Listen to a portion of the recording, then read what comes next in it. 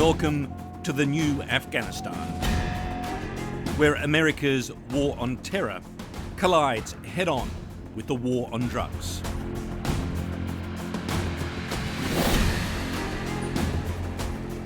You can't look for lily-white purity in Afghanistan. It doesn't exist by our standards.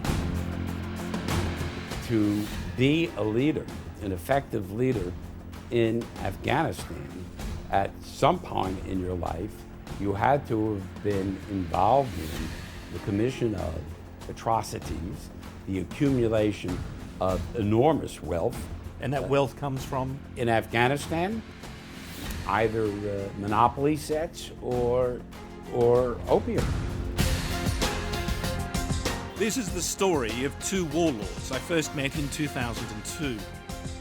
The two were key American allies, whose drug trafficking and human rights abuses were conveniently ignored. Their fate now serves as an apt metaphor for the erratic conduct of Washington's secret war in Afghanistan. Warlord number one now faces life in an American prison, while his former partner, Warlord number two, has become Washington's favourite, fated by none other than Barack Obama. I was surprised because he does have a questionable past, but I can't imagine the president wasn't briefed on who he was meeting with.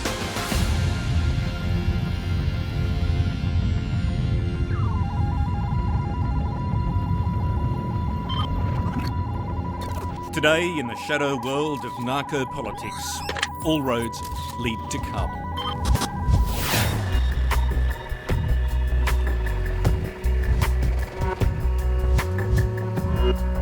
Asking questions about drug trafficking in a war zone, it's easy to make enemies, and not just with the Taliban.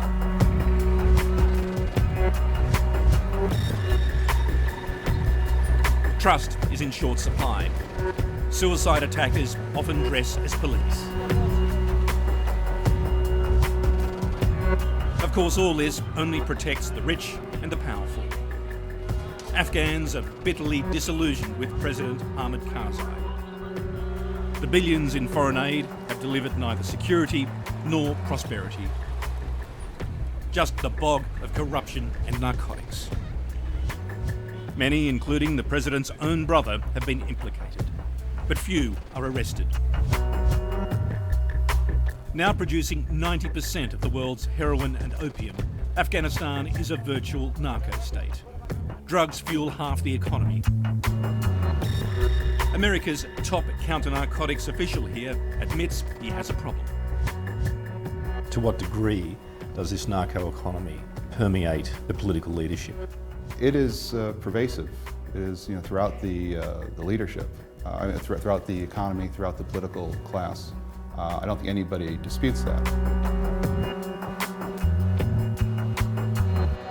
New mansions, dubbed poppy palaces, have been built upon the opium profits. And we're on our way to one such pile, to meet an old acquaintance from 2002. He's since moved on to become America's favourite warlord.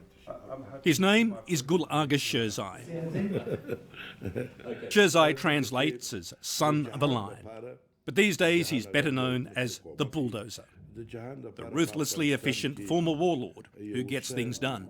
Bulldozer,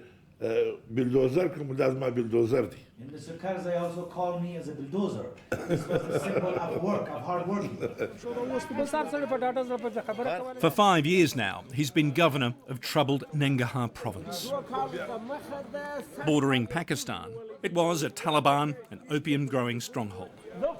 But the bulldozer has wiped out poppy cultivation and taken on the insurgents, becoming a national hero in the process.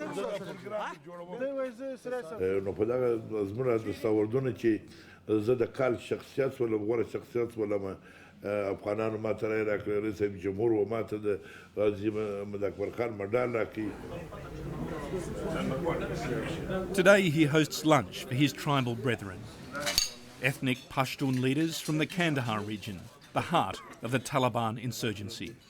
Sherzai was going to challenge Hamid Karzai for the presidency in elections this August. But he withdrew after striking a deal that almost guarantees Karzai's re-election and repositions Sherzai as the top powerbroker.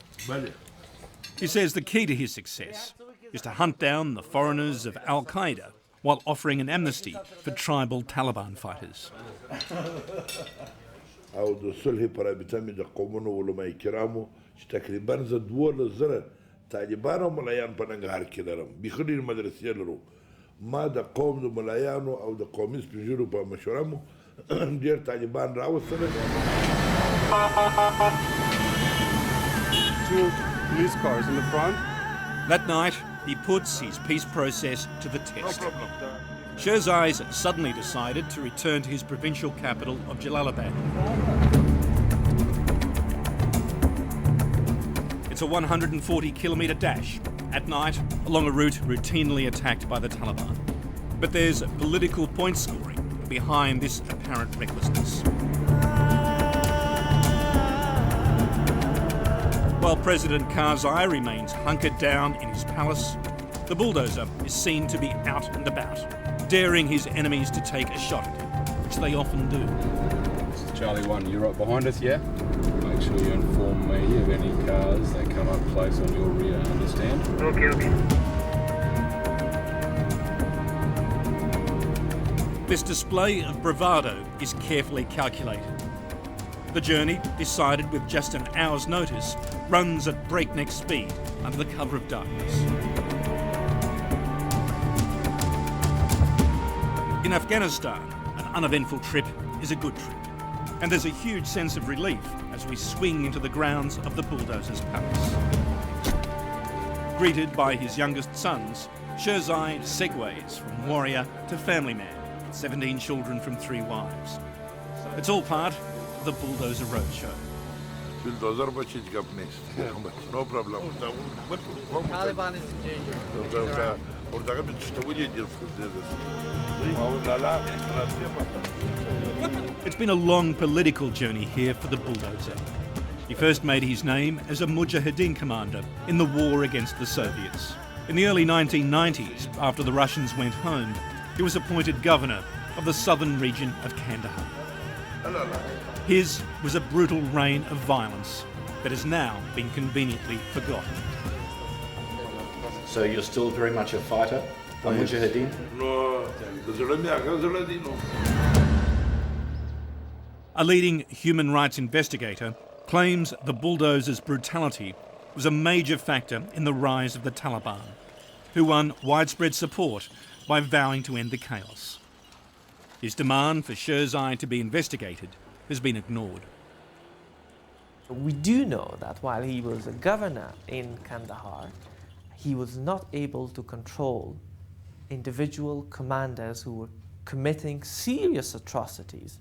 That was raping girls, raping boys, kids, everyday mass killings.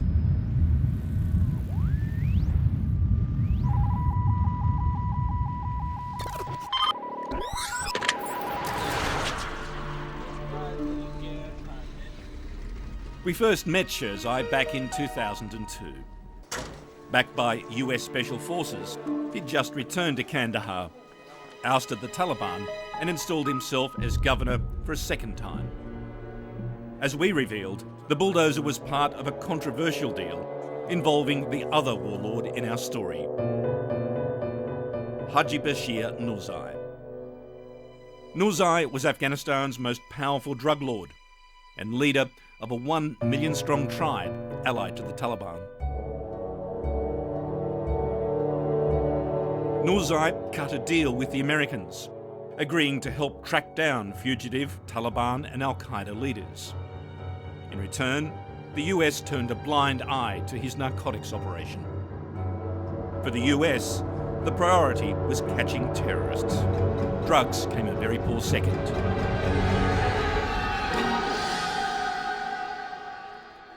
The two warlords were happy to help.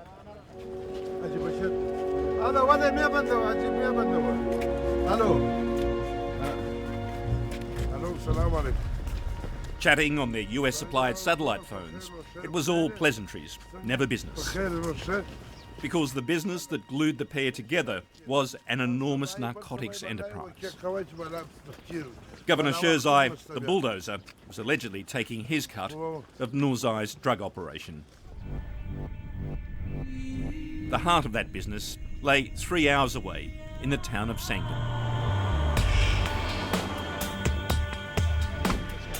Armed with a hidden camera, we entered this former Taliban stronghold. The traffickers assumed we were American special forces. How was business? Had we declared our real identity, it was unlikely that we would have walked out again. It was a good quality product at the moment, good quality opium. Bad quality, good quality, most better quality. Yeah. If I want to buy some, how much for a kilo in US dollars? Around $800. Can we see some product and show us some good quality stuff? Yeah.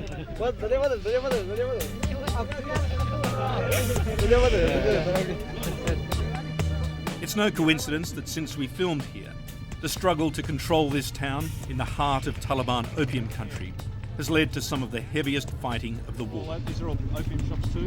The United Nations estimates that $500 million US a year in drug profits flow to the insurgents. Yeah, why not? Open it up. Yeah. You said, would you want to taste it? Not for me. Yeah.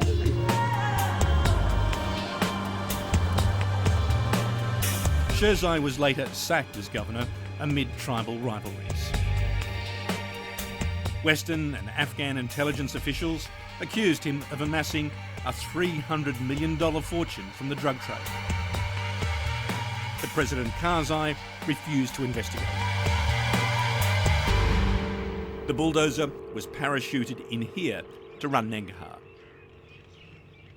The main allegation is that you got wealthy during a time as governor of Kandahar, taking a percentage of the opium profits from the area. How do you respond to that allegation? نو زه یو عجیزه بنده په ما پسې بیا وجه نه کولې خو چې څوک سند ولري خو هغه به ښه خبره څوک سند نه لري نو دا د دې خبرو څخه څوک خلاصېدلی نه شي نو خامخا چې یو بارداره درخته هر څوک په ډبرو ولي او بیا ثمره درخت څوک لاس نه وړي.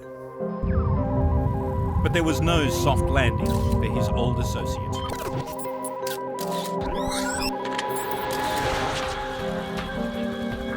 Haji Bashir Nourzai took arguably the biggest risk of his life.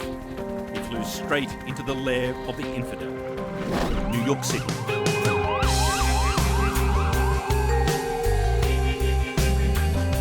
He was one of the world's most wanted narcotics traffickers, but somehow he'd swallowed assurances that he wouldn't be touched for the right information. Still, it must have been a stomach-churning ride to a meeting with intelligence officers at this Manhattan hotel.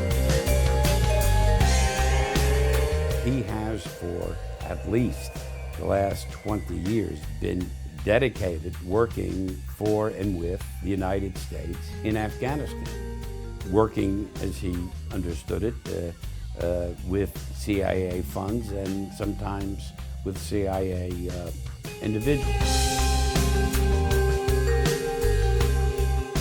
In a room with a view of Ground Zero, where the Twin Towers once stood, Nourzai coughed up what he thought his hosts wanted: intelligence for their war on terror. But he'd been duped by an elaborate sting.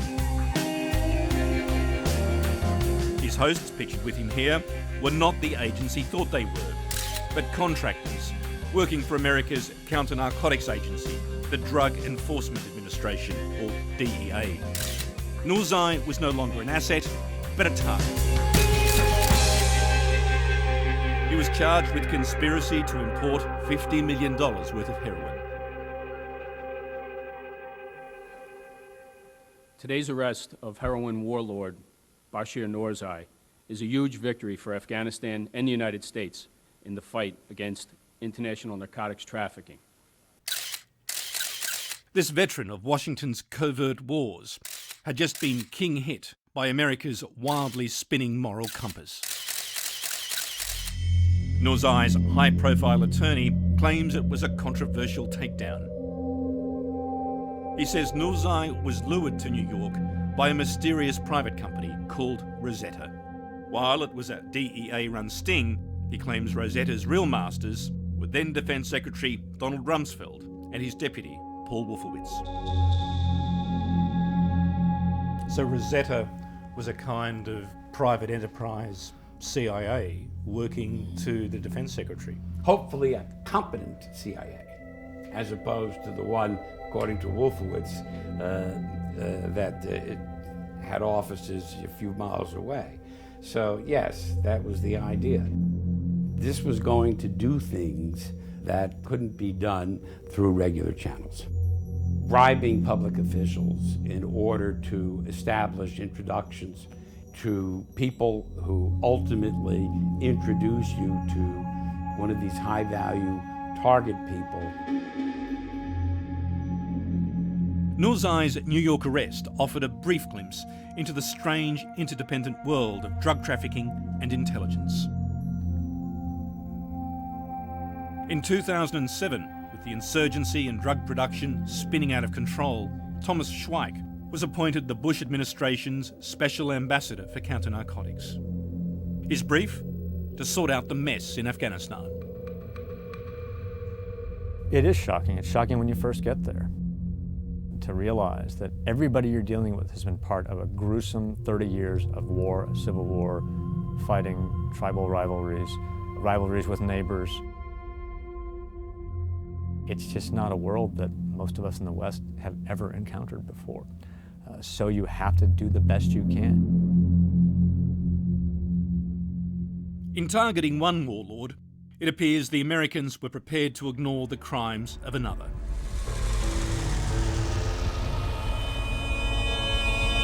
We've obtained hundreds of pages of documents from the Rosetta operation to snare Nour Zais. This secret 2004 Pentagon report accused Nour Zais of directly bribing Gul Agha Sherzai and of handling $500 million of Taliban leader Mullah Omar's money. In another document, Nour Zais himself made detailed allegations of drug trafficking and collaboration with the Taliban against many in the Afghan leadership, including Washington's favourite warlord, Gul Agha Sherzai. All this material was ruled off limits during Nour Zais' New York trial. Sherzai was involved in the obtaining and keeping of power. In Afghanistan, what does that mean? In Afghanistan, that means that you are probably quite ruthless and capable of enormous violence and very, very ugly forms of it. One way or another, you're involved with opium. ما د حاجي بشر سره کار نه دی کړی. حاجي بشر ما تسلیم سوی دی، ما چې اسلحه راوړې ده ما ته تسلیم سوی دی. د طالبانو سره ما سره کار نه دی کړی.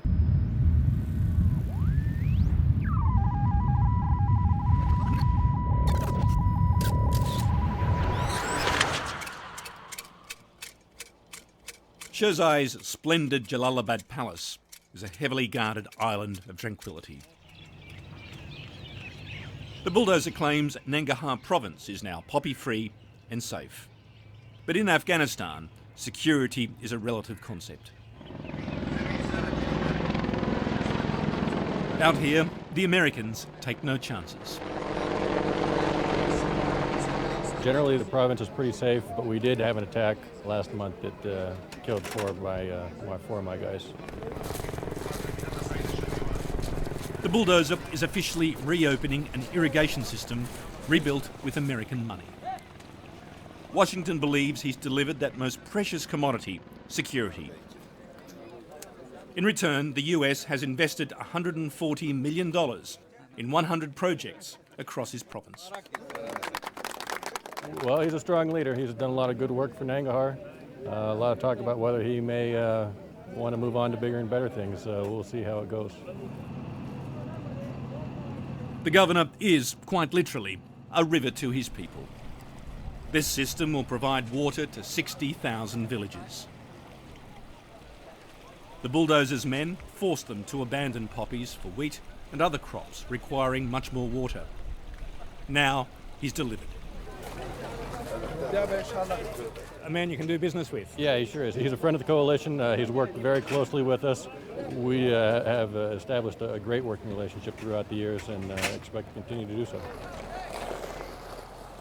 Mainly sort of up in some of these valleys and some of the more mountainous areas. Back in Kabul, US counter-narcotics officials plot the Bulldozer's achievements with amazement. Much of it was grown in sort of the north and the west. Well, if you look at the numbers, it's hard to argue that it has been anything but a success. Going from 18,000 hectares to effectively zero in 1 year is pretty remarkable. Why has he been able to make it work in Nangarhar and you don't have that degree of success anywhere else in the country? What's the critical factor there? I wish we knew. I wish we could see the same results in other provinces around the country. Gul Agha Sherzai previously was governor of Kandahar during a period when the opium production down there basically spun out of control, and he wasn't just running Kandahar, he was running 4 provinces. I prefer to look at the results of this year and what happens next year. There are plenty of fingers to be pointed at what was done in the past. I don't want to get into that. Gul Agha Sherzai, what kind of man is he? Well, we hear a lot of things. I mean, he obviously, like many Afghan warlords, has a background that's kind of shaky. He's a man who craves attention, who wants to be perceived as a hero in Afghanistan. He's very politically ambitious, but he's also pretty brave. He's willing to make some tough decisions and crack down on people who are powerful in order to get that recognition. I think there's a perception among the West that he's somebody who can be rehabilitated, though, who can be brought around. Sherzai's rehabilitation received its biggest boost last August, when then Senator Barack Obama visited Afghanistan. Obama initially bypassed President Karzai, heading first for a briefing from the Bulldozer.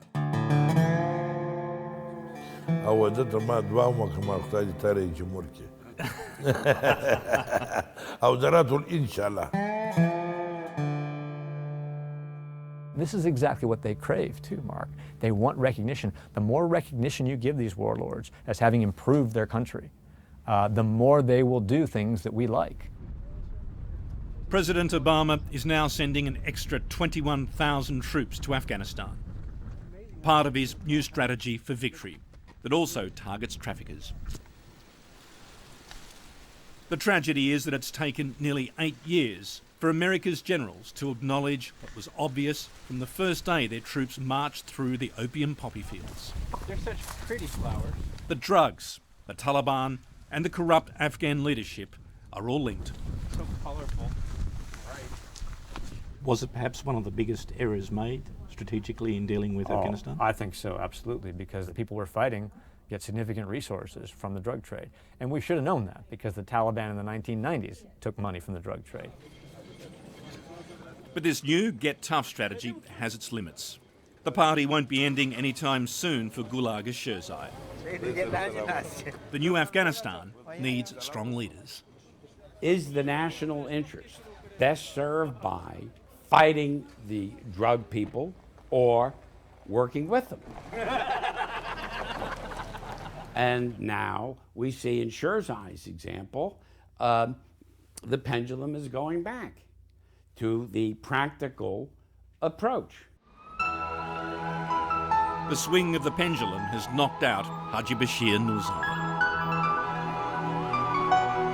Held in his Manhattan jail for 4 years, he was recently sentenced to life behind bars.